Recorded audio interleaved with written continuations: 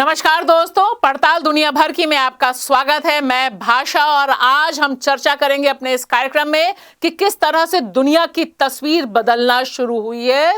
अंततः पिछले साल अक्टूबर से जो कोहराम मचा, जो जेनोसाइड चल रहा है फिलिस्तीन में, वह रुकेगा क्या? क्या वहां पर युद्ध विराम स्थायी होगा? इस पर चर्चा करेंगे और इसके लिए जरूरी है इस नक्शे पर आपकी नजर बनी रहना।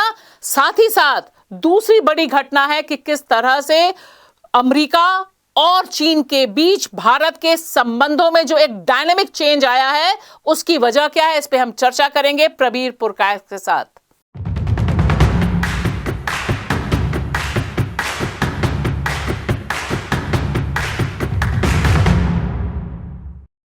प्रबीर, आज पड़ताल में हम सबसे पहले बात करेंगे फिलिस्तीन में गाजा और इसको लेकर जिस तरह से एक बात चल रही है कि सीज फायर यानी युद्ध विराम हो सकता है, जल्द से जल्द इसकी घोषणा हो सकती है। आखिर पिछले साल यानी 2023 अक्टूबर से यह पूरा इलाका भीषण हिंसा और बड़े कत्लेआम को देख रहा है। किस तरह की उम्मीद आपको है, जिस तरह के दावे हो रहे हैं, और इजराइल की तरफ से भी संकेत है कि वह भी चाहता है कि सीज फायर हो, इतना लंबा समय क्यों? देखिए, ये तो इसका जवाब अगर सही माने में देना हो तो लगता है काफ़ी लंबा लग जाएगा। तो आपने पूछा, जो मुख्य चीज़ें हैं, मोटी मोटी जो चीज़ें वो अगर देखें तो ये है कि बहुत दिन से जो जिस मकसद से इज़राइल कह रहा था कि वो गाज़ा पट्टी में गया है, जो गाज़ा पट्टी यहाँ दिख रहा है, हमारे सामने है, तो वो बहुत दिन पहले ही मकसद पूरा हो गया था, क्योंकि तभी से कई बार सीज फायर की बात हुई थी और हॉस्टेज को वापस देने की बात हुई थी। कहना ये था इजराइल का कि टेम्पररी सीज फायर होगा और जो है हमारा नॉर्थ गाजा को हम वेकेट करा देंगे और इस पर हम कब्जा रखेंगे। इसलिए नेत्जरीम कॉरिडोर जो है उन्होंने स्थापना किया है कि मिलिट्रीली हम यहाँ से हटेंगे नहीं। तो ये सीज फायर में हो सकता उनकी कुछ मंसूबे इस पर पूरा हो सकता है कि वो नेत्जरीम कॉरिडोर को वो अपने कब्जे में रखेंगे। गाज़ा शहर जो है जहाँ पर पॉपुलेशन काफ़ी रहती है, नॉर्थ गाज़ा का क्या होगा अभी क्वेश्चन मार्क है, क्योंकि हमें पूरा डिटेल्स इस सीज फायर का नहीं है हमारे पास, और क्या टेम्पररी होगा या नहीं वो भी नहीं मालूम है। पर एक तो साफ है कि हॉस्टेज रिलीज होगा और प्रिजनर्स, जो फिलिस्तीनी प्रिजनर्स इजराइल में बंदी हैं, उनको मुक्त किया जाएगा। ये लगता है इस समझौते में पहुंच चुके हैं, या जो नेगोशिएशन चल रहा है उससे लगता है ये पहुंच चुके हैं। मैंने जो कहा कितने दिन के लिए सीज फायर होगा, 1 महीना 2 महीना मालूम नहीं है। क्या गाज़ा यहाँ से नॉर्थ गाज़ा से हट जाएंगे, साफ नहीं है। क्या इसको डीमिलिटराइज कराएंगे और इस कॉरिडोर को अपने कब्जे में रखेंगे, साफ नहीं है। दोबारा घुस सकते हैं, नहीं, साफ नहीं है। पर इसमें कोई दो राय नहीं है, इतना ही अगर होता है राहत मिलेगा, और ख़ास तौर से वेस्ट बैंक में, क्योंकि वेस्ट बैंक अब जानते हैं इजराइल की इस तरफ से जो है, जो जॉर्डन नदी की बगल में है, तो वहाँ पर भी जो कत्लेआम तो नहीं चल रहा है जो गाज़ा में चल रहा है, पर वहाँ पर भी काफ़ी अटैक है वेस्ट बैंक के अंदर फिलिस्तीनी इलाकों पे। और वहाँ पर अब जानते ही हैं करीब 700,000 वहाँ पर सेटलर्स है, तो 70 लाख जो सेटलर्स है उनकी भी वहाँ पर अपना ज़मीन इलाका जो कब्ज़े में है उसको बढ़ाने की कोशिश कर रहे हैं, जो इलीगल सेटलमेंट्स है अंतर्राष्ट्रीय कानून के मुताबिक। तो ये सब देखते हुए ये भी है कि क्या होगा भविष्य में इस सीज़फायर के बाद, साफ नहीं है। नेतान्याहू की भविष्य इससे जुड़ा हुआ है, क्योंकि उनके कोर्ट केसेस चल रहे हैं और वहाँ पे अंदर भी काफ़ी समय से प्रोटेस्ट भी चल रहे हैं कि भाई अब सीज फायर किया जाए। हमने पहले भी देखा कि एक व्यक्ति को उन्होंने हटाया जो उनके बहुत भरोसेमंद थे, रक्षा मंत्री, क्योंकि वो कह रहे थे कि अब सीज फायर हो जाना चाहिए। गांस जो थे, बेनी गांस जो थे, हाँ। तो एक इनर पॉलिटिक्स भी बड़ा तगड़ा रोल इस समय अदा कर रही है इस सीज फायर के पीछे। दो चीज इसमें है एक तो है कि राइट जो कंप्लीटली रिलीजियस फैशिस्ट राइट एक तरफ से है, जो वहाँ पर इस वक्त लगता है नेतान्याहू की सरकार उनके ही बल पे खड़ा है, बलबूते चल रहा है, तो वो उनका सरकार पे क्या कहेंगे बोलबाला इन्फ्लुएंस बढ़ा है।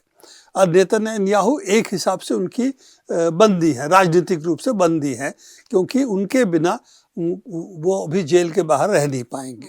तो एक तो ये है, तो राइट विंग शिफ्ट, हालांकि उनके जो तथाकथित राइट विंग नहीं है, वो भी हमारे हिसाब से दक्षिणपंथी है। इन सब चीज़ों में उनका पोजीशन भी काफ़ी खतरनाक है।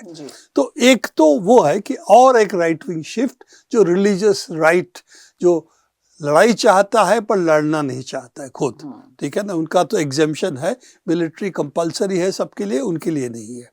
तो ये शक्ति अगर वहाँ मजबूत होगा, वहाँ पर जो सेकुलर राइट विंग है, ठीक है, जो इजराइल के मामले में, फिलिस्तीन के मामले में उनका कोई फर्क नहीं है, पर यह बात है कि अपने आप को रिलीजियस राइट नहीं मानते, कट्टरपंथी नहीं मानते, तो उनका क्या स्थिति होगा, उनका पोजीशंस क्या होगा, वो देखने वाले होंगे, क्योंकि उनके साथ काफ़ी डिफरेंस रहे हैं।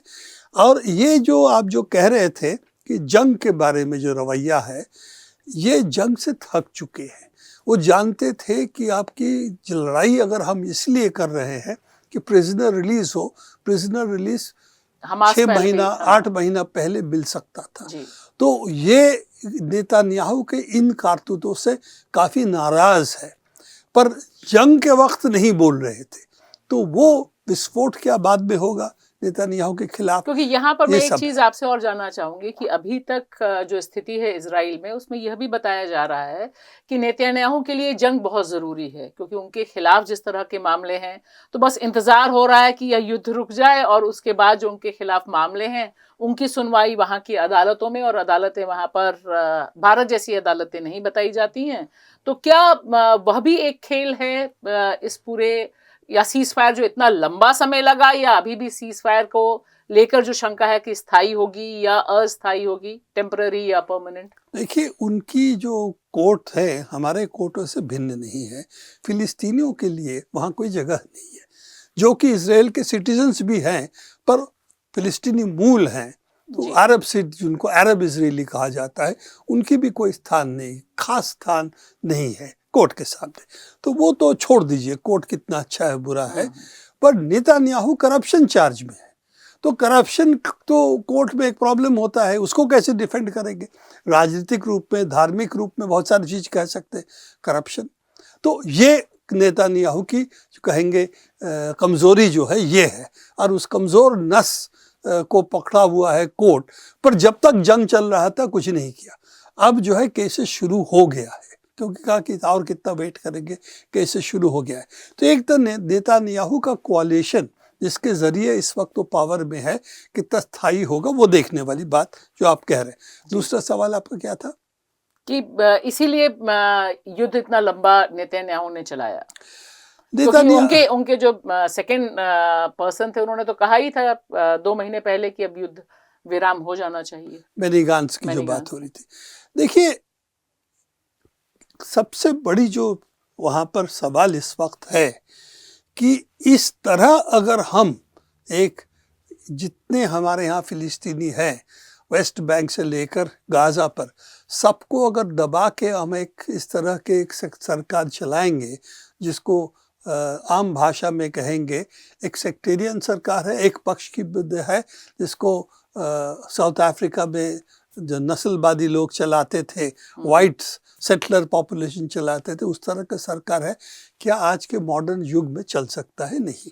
तो ये तो सबसे बड़ा सवाल इजराइल के सामने है, और इस जंग से साफ हो गया है कि इजराइल जीते या हारे, जंग से साफ हो गया है कि फिलिस्तीनी पॉपुलेशन को अब सदियों तक अब अपने पैरों के नीचे रौंद के रखेंगे, अगर आपका ये समझ है, तो विस्फोट लगातार होता रहेगा। और वेस्ट एशिया की राजनीति भी बदल रही है। हालांकि सीरिया में दूसरी तरफ गया है, पर वो बदलाव वहाँ पर भी जारी है। तो इसको देखते हुए इजराइल का एक बहुत बड़ा हिस्सा इजराइल छोड़ के वापस जा रहा है जिन मुल्कों से आया था। तो एक ये है, और उनका अर्थनीति विध्वस्त हो चुका है, आर्थिक रूप से काफ़ी हालत ख़राब है। यूरोप और अमेरिका का फाइनेंशियल समर्थन के बिना चल नहीं सकता। ये सब तक देखते हुए युद्ध जीतना और शांति जीतना अलग अलग बात है। तो मुझे लगता है शांति जीतने के लिए वेस्ट एशिया में क्या होता और दुनिया में क्या होता, ये भी बहुत अहमियत रखती है इजराइल के लिए। दूसरा जो अहम सवाल है इस समय विश्व कूटनीति में, वो बड़ा ड्रामेटिक है। अमेरिकी राष्ट्रपति जो जीत कर आए हैं, जो अभी 20 जनवरी को शपथ लेंगे, डोनाल्ड ट्रंप, उन्होंने आने के पहले ही यह बता दिया कि भारत के लिए बहुत अच्छे दिन नहीं है। भारत सहित बाकी देशों पे कहा है कि हम भी तुम पे अच्छे से ठोकेंगे, जो टैक्स तुम हमसे ले रहे हो वैसा ही तुम्हें देना पड़ेगा।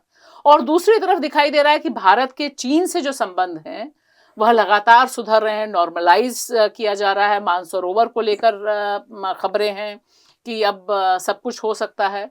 तो ये जो एक बड़ा शिफ्ट है विश्व की कूटनीति में, इधर अमेरिका, उधर भारत और उस तरफ चीन, यह डायनेमिक्स क्या है? पहले अगर आप जो पूछे हैं कि दुनिया की जो मानचित्रों का अगर देखें राजनीतिक रूप में, स्ट्रेटेजिक, जियो स्ट्रेटेजिक दृष्टि अगर देखें, तो देखिए क्या हालत है।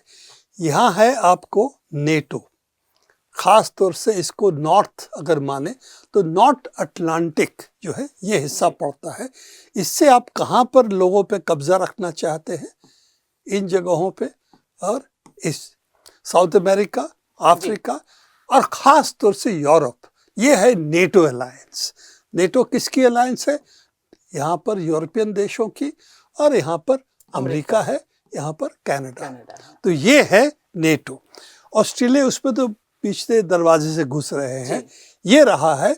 और इनका मुख्य निशान जो है नेटो का हमेशा यूरोप और एशिया पर था, इधर से खास तौर से यूरोप पे, और रूस पर भी। रूस ही उनका उस वक्त मुख्य दुश्मन था, और उनको लगता था जहाज़ों से हम पूरा इन मुल्कों को कंट्रोल कर सकते हैं। हमारे पास बड़े बड़े युद्ध जहाज है, उसमें 100-125 एयरक्राफ्ट होते हैं, एयरक्राफ्ट कैरियर्स है। तो हम फोर्स प्रोजेक्शन इसको कहते हैं, कहीं भी अपना फोर्स प्रोजेक्शन कर सकते हैं। इधर आप देखें, यहाँ है चाइना और ये है आपका पैसिफिक ओशन। तो इसीलिए यहाँ है इंडियन ओशन जो कहते हैं।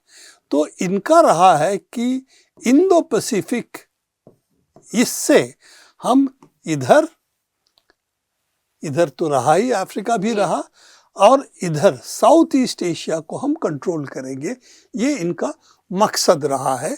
और इसीलिए इंडो पैसिफिक की बात शुरू हुआ है, और साउथ चाइना सी और क्वाड बना है, जहाँ पर जापान है। अब देखिए जापान है, तो ये देखिए जापान है यहाँ पर, भारतवर्ष यहाँ है, ऑस्ट्रेलिया यहाँ है, और अमेरिका जो है इधर है, पर अगर इधर से जाएंगे तो मान लीजिए इधर है।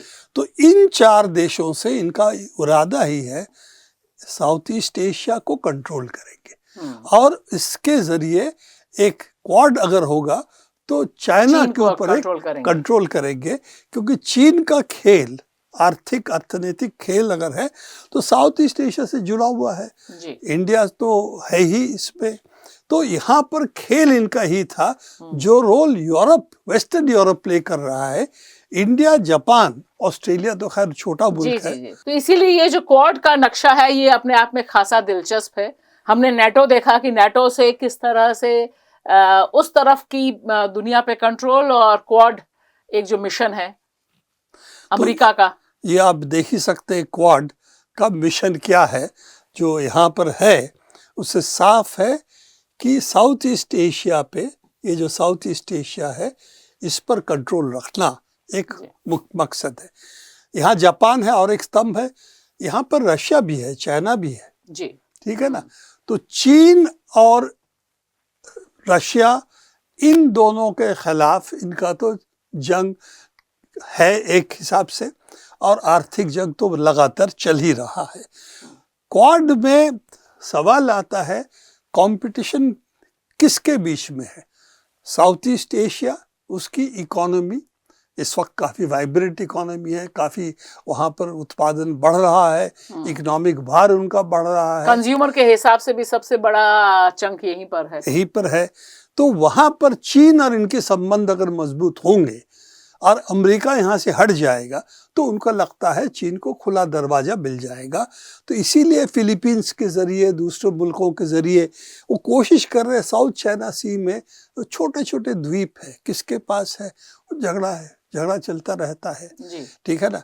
तो ये झगड़ा को बजाय बरकरार रखना और फिलीपींस और दूसरे कुछ मुल्कों को इस्तेमाल करके चीन को चेकमेट करने की कोशिश, उसमें उनका इरादा ही था कि इंडिया उस गेम में आए, इसीलिए क्वाड बना ही था, इंडिया को इंक्लूड करेंगे क्योंकि इंडिया अभी तक मिलिट्री पार्टनर नहीं है, क्वाड में भी मिलिट्री पार्टनर नहीं है। वो क्वाड जो है मिलिट्री अलायंस नहीं है, क्या है वो अभी तक समझ में नहीं आ रहा है, क्योंकि इसकी जो नेवल एक्सरसाइजेस होते हैं उसका मिलिट्री पर्पस के अलावा कोई पर्पस तो हो नहीं सकता। पर इंडिया मिलिट्री अलायंस पे नहीं आया। उनको मालूम है कि हमें अगर मिलिट्री अलायंस पे आएंगे तो रूस से भी दुश्मनी करनी पड़ेगी, रूस से उनके संबंध बड़े अच्छे हैं, हथियार भी मिलता है, तेल भी मिलता है, फर्टिलाइजर भी मिलता है। बिल्कुल। तो ये देखते हुए रूस के साथ वो संबंध बिगाड़ नहीं चाहते, तो चीन के साथ संबंध बिगड़ा था।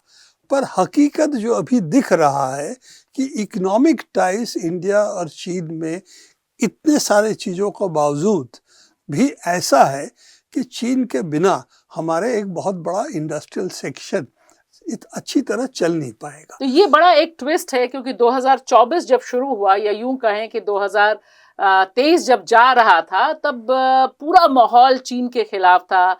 यह भी मिशन था कि भाई चीनी इस्तेमाल नहीं करना, उनके लाइट्स इस्तेमाल नहीं करना, यह पूरा कैंपेन चल रहा था।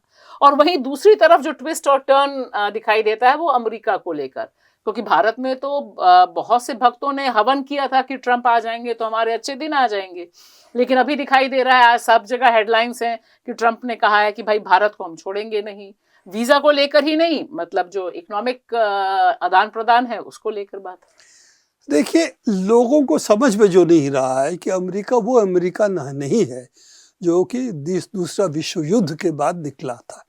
उसकी इकोनॉमी इस वक्त वो स्थिति में नहीं है कि और किसी देश को वो खास मदद कर पाए। 20th सेंचुरी के एंड तक अमेरिका दुनिया की सबसे बड़ा ट्रेडिंग पार्टनर हुआ करता देशों की। आज के तारीख पे चीन उस जगह को ले लिया और अमेरिका लगातार पीछे हट रहा है। और पीछे हट रहा है सिर्फ अमेरिका चीन के सामने नहीं, दूसरे मुल्कों के सामने भी। आज जो है इंडिया आपका अगर परचेजिंग पावर पैरिटी देखे तीसरा सबसे बड़ा इकोनॉमी है दुनिया में। चीन सबसे बड़ा इकोनॉमी, अमेरिका दूसरा इकोनॉमी है। और जर्मनी, इंग्लैंड, फ्रांस जो बड़े बड़े नाम थे वो काफ़ी पीछे हट रहे हैं। उसको देखते हुए ये साफ है कि दुनिया की सेंटर ऑफ ग्रेविटी जो है वो एशिया की तरफ शिफ्ट कर रही है। और रूस इसका भी एक बड़ा भूमिका दुनिया में इस वक्त हो रहा है, क्योंकि रूस का देखिए सबसे बड़ा मुल्क है आय के, अगर इस पे एरिया के हिसाब से हमें दिखाई देता है तो सबसे बड़ा मुल्क है।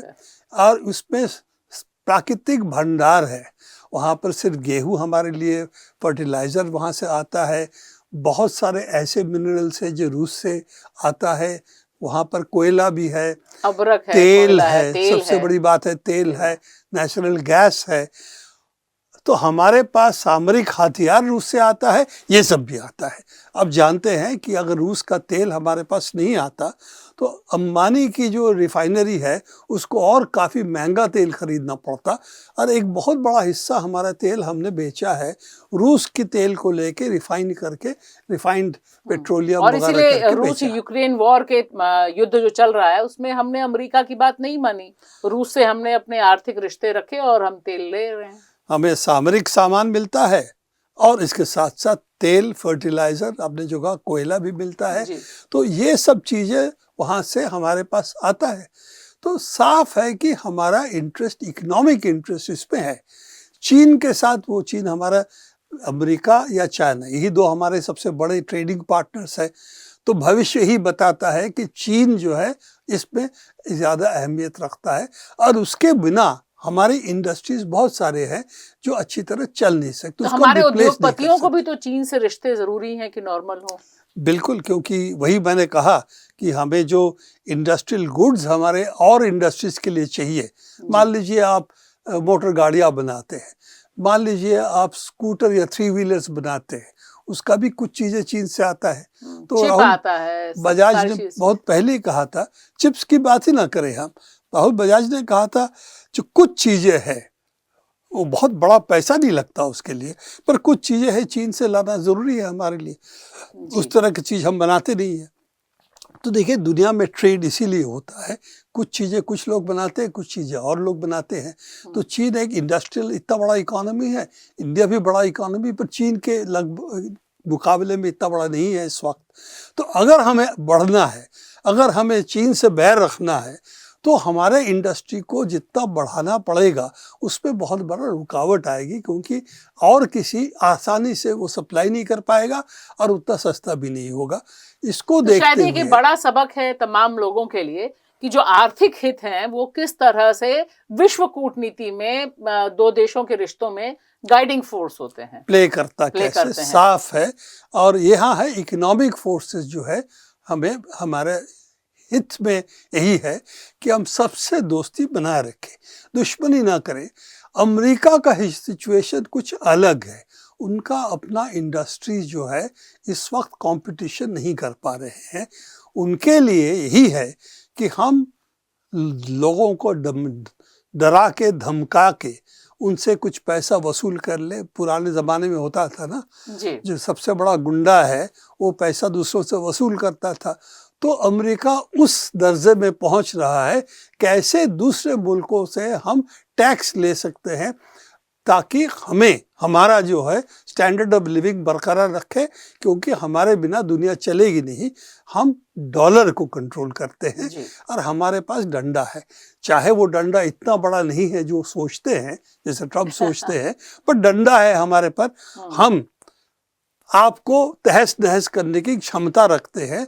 तो ये जो धमकियां हैं यही इस वक्त चल रहा है, पर कितना दिन चलेगा वो अलग बात है। जयशंकर जी जो कहते हैं पहले नॉन अलाइनमेंट थी, अब हम मल्टीपल अलाइनमेंट की बात कह रहे हैं।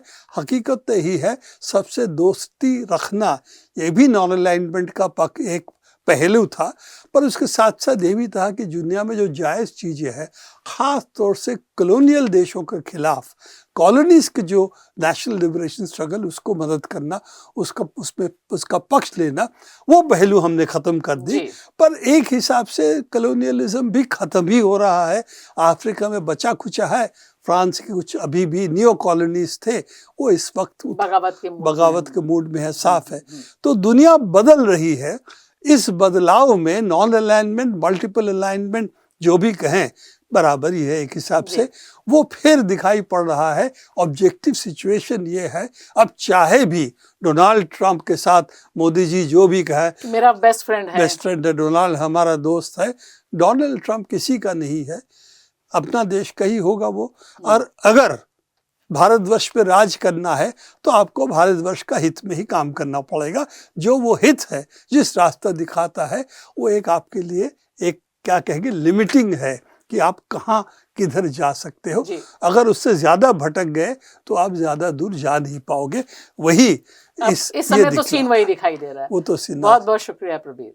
तो दोस्तों एक बात साफ है कि विश्व कूटनीति में किस तरह से असर डालती है अर्थनीति, इसका जीता जागता उदाहरण है अमेरिका और चीन और इनके साथ भारत के रिश्तों में हो रही तब्दीली। आखिर क्या वजह है कि जिस चीन को भारत अभी तक हाल फिलहाल तक दुश्मन मान रहा था, आज उससे गलबैयां क्यों बढ़ रही हैं, और उधर ट्रंप जो मोदी जी के पुराने दोस्त थे वह भारत को क्यों धमका रहे हैं, यह समझना बहुत जरूरी है। और इसके लिए आपका जुड़ना जरूरी है पड़ताल दुनिया भर से, न्यूज़ क्लिक से। शुक्रिया।